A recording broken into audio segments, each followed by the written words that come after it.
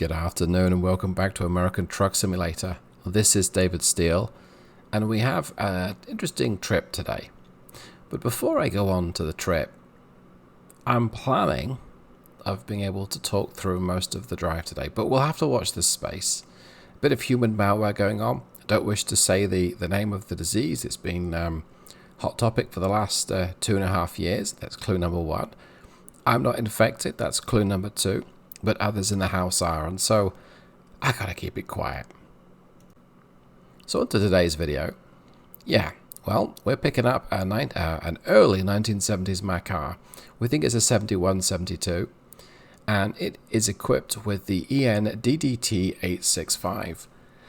That's a mouthful. Well, that is a 14.2 litre. It's an 865/866 cubic inch V8. Sounds exciting.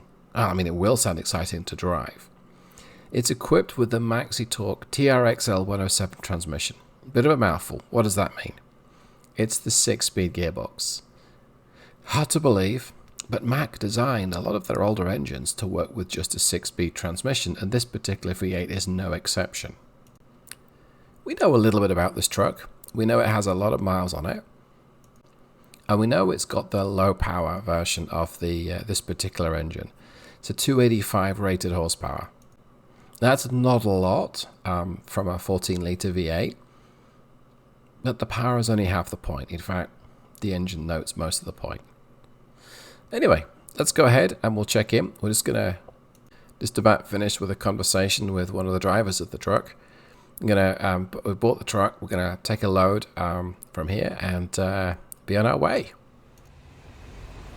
Okay, thanks, Gav. Yep, I'll go pick it up now. Thanks so much. Have a great day. Well, please forgive me as I clumsily walk over here. My mouse control is not the finest sometimes. Well, certainly not when walking in this game. In fact, this is a good time to roll that intro. Speaking to future David right now.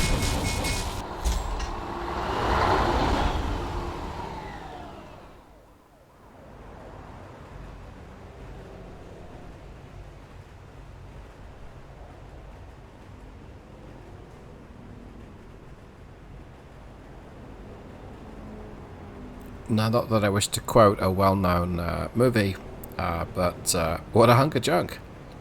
There's no Kessel Run involved here, but this is the Mack R in all her glory. I'll paste a link to the wonderful worn-out sort of rusty paint job that I'm using, but yeah, that's such a work of art. I love just these barn finds, these rusty finds. The wheels, the whole paintwork job, fantastic. All right. That's the V8.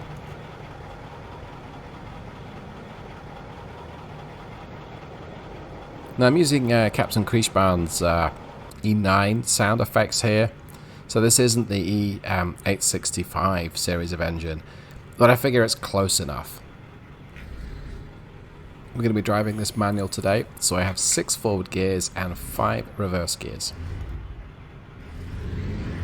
And it seems no clutch. Let me just try that again.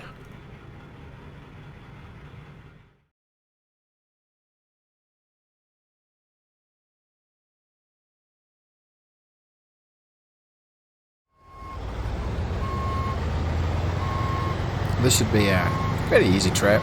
These frac tanks are only just over 8,000 pounds, and whilst this truck doesn't have the most power or torque, 285 horsepower and just 965 foot-pounds, it should be enough for 8,000 pounds. It's also a fairly small truck in itself. I managed to get that in one. Well, that's good. Alright, let's make like a tree and get out of here.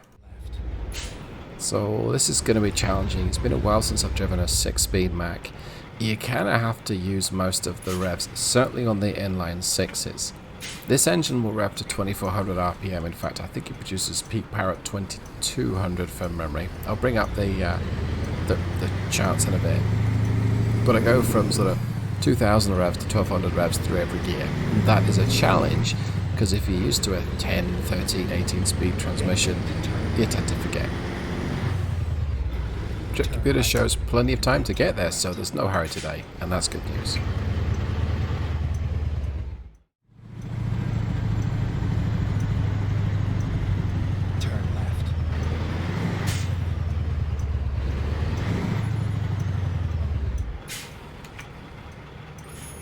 Okay, so let's talk a little bit more about this engine.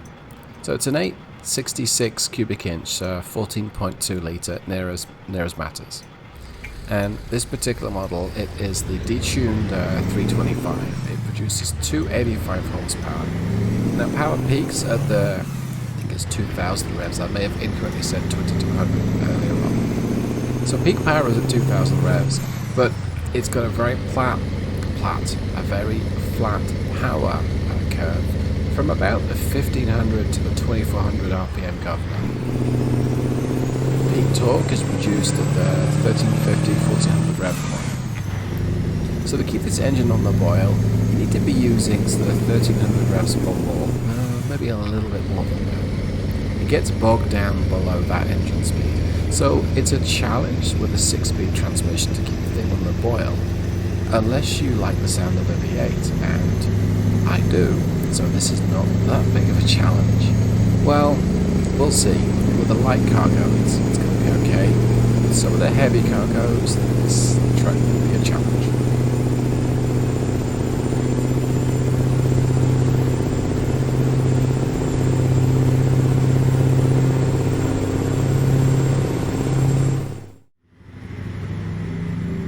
I keep doing that. I keep short shifting it. It really doesn't like it. Keep left and then turn left. Well, you know, that's okay. I could use this in automated, it'll work fine. But it's just better practice to not short shift.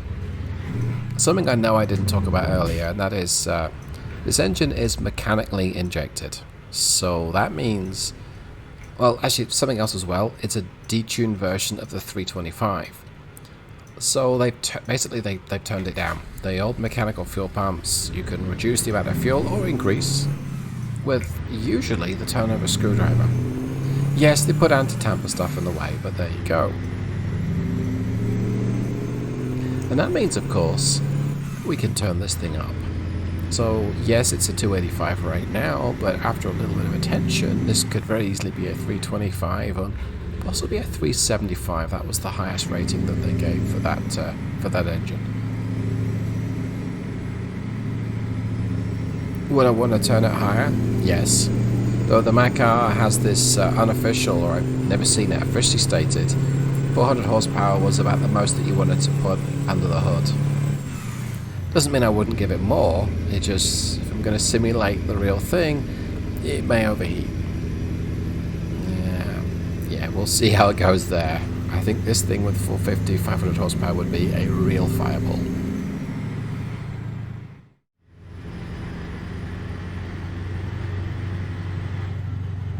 So the stock 6-speed, one of the stock 6-speed gearboxes you get with the, there are two 6-speed gearboxes with Harvan's Mack R. One is the direct drive and one is the overdrive. We're using the overdriven version here. 55 miles an hour is 1400 revs, which is, it's certainly doable. Didn't mention this earlier, like the mechanical injection, but this engine is not running at its best. There's that yellow lightning bolt symbol on the dashboard. Yeah, basically means there's something wrong. It doesn't mean super turbo lightning mode is engaged. The game seems to model performance. If the engine's damaged, you get a little bit less than full power. So this truck could be running smoother, better, quicker, etc., etc. But right now, it's quite happily ambling along at this speed. It's got enough grunt. It's a light cargo, Go straight. and I'm not holding anyone up that I can see.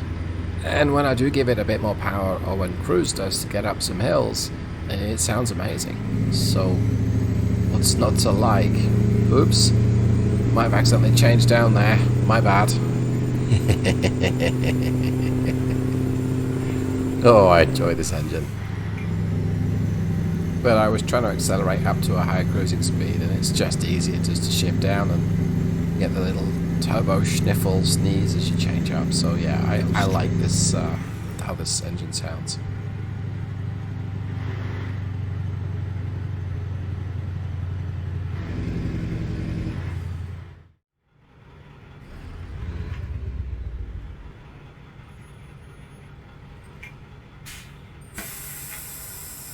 It's another red light. but maybe let's try some bumper cam here. We get to listen to that engine as though the windows are down.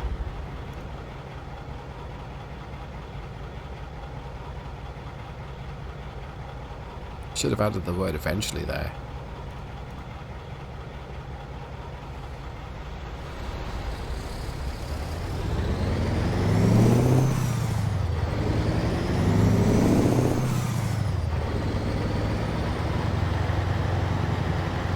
So I let it off when I hit third gear because the light's got to red. I'm just going to coast up to it, save a bit of fuel, because this engine can be kind of thirsty.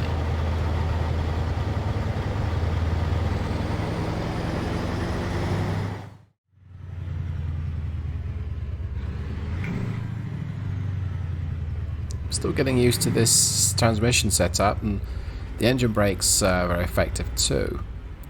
Let's see if I can manage a 2100 to 1200 RPM change when these lights go to green. Any second now, please. It's a little sluggish off the line, that's okay. And change to 21, down to 12, 1300.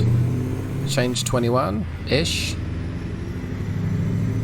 And again, change at, oh that was at 19, but you get the point. Once I get completely used to that rhythm, this is a very fluid truck to drive. Of course, you change by ear, not by tacho, not by rev counter.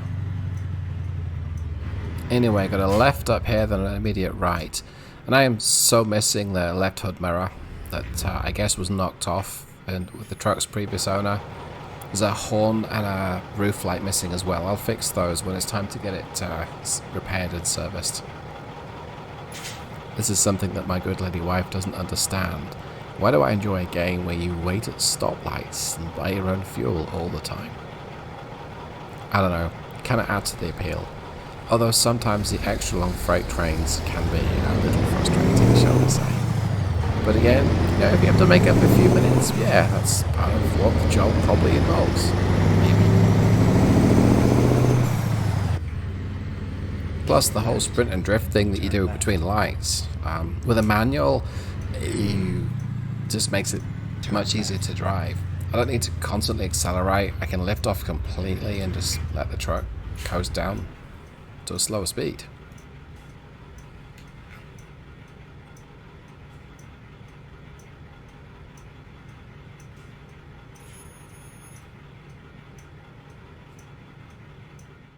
Get ready to turn left. Wow, we're almost here already. Okay, so there's not that much interesting driving in this particular trip.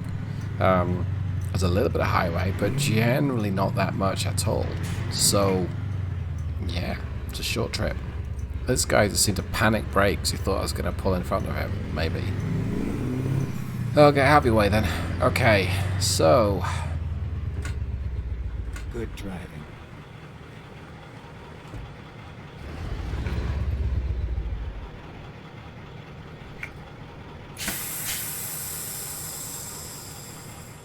Let's see what the parking situation is going to be like. That doesn't look too difficult, so I'm going to go with the difficult parking. This could add a bit to the video. We'll wait and see. And I know I've said this before, but it looks straightforward. It looks like it's backing up between two wagons already there, so that makes it easier in some ways. It's also a short truck. It's not the longest trailer in the world, and so that should make life a little easier as well. Yep, I was right. There's a gap left for me, and there's plenty of room to maneuver, so quietly confident, quietly optimistic. Probably optimism rather than confidence here. Well, to make it easier for me, I'm going to use as much of this space as I can, or at least a lot more than I might otherwise use.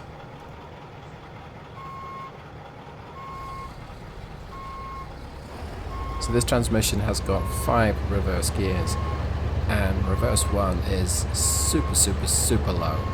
There's a weird quirk with the Mack transmissions in that you try and reverse an automated, and unless you manually force it to shift it to a deeper or a lower reverse gear, you end up doing this reverse 1 to reverse 3 to reverse 1 dance. It's very frustrating.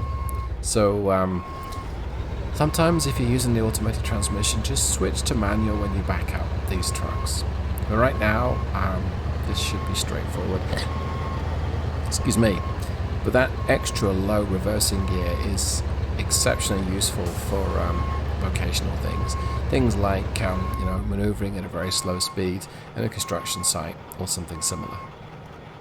And actually it's pretty useful in this circumstance as well, because once I get the thing going, it'll happily just roll along at idle speed. And it gives me lots of time to straighten up or see where I'm about to run into something and correct it. So I appreciate it here. I know I'm taking my time here, but I pushed the trailer around the corner. I'm now going to straighten it up, and then it should be a straightforward, just reverse it back. I will likely end up snaking it, because that's what numpty novice drivers seem to do in this game, and I most definitely fit that hat. Yep, I'm snaking it.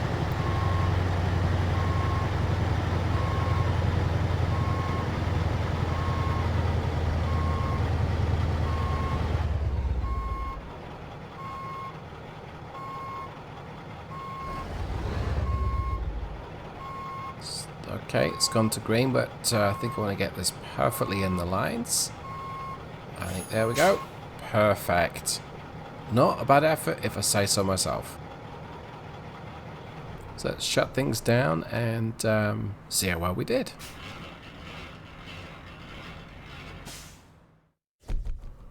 Okay, 126 miles, 21.6 gallons.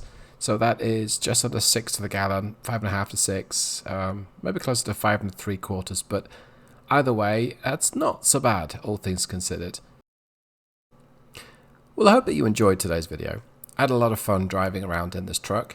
I likely won't get to show very much of it because it's not that interesting to see, but yeah, it sounds good.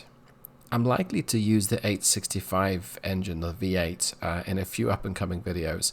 But just wanted to get this particular video out today. We'll see how things go, how everyone's health is.